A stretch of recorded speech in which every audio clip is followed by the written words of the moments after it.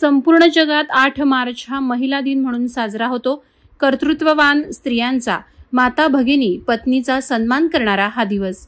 मात्र महिला दिनाच्या पूर्वसंध्येला एका महिलेला अत्यंत वाईट पद्धतीने वागवल्याचं वृत्त म्हसळा तालुक्यातून आलं आहे।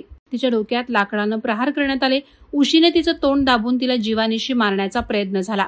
यातूनही जीव जात नाही म्हणून आरोपींनी क्रौर्याची परिसीमा गाठली। या अबला महिलेच्या गळ्यात सलग 2 ते 3 वेळा स्क्रूड्रायव्हर खुपसण्यात आला। या धक्कादायक घटनेनं म्हसळा परिसरात संतापाची तीव्र लाट उसळली आहे। म्हसळा तालुक्यातील कुडतुडी वाडी येथे ही घटना घडली।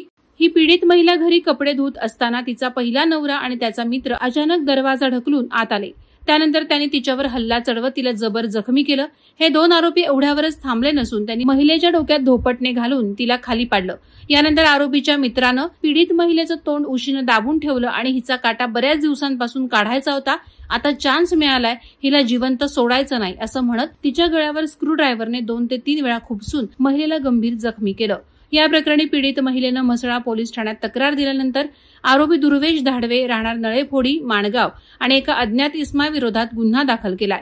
या प्रकरणातील महिला गंभीर जखमी झाली आहे। तिला म्हसळा येथून उपजिल्हा रुग्णालय माणगाव येथे औषधोपचारासाठी दाखल करण्यात आलं असून ती जीवन मरणाची लढाई लढत आहे।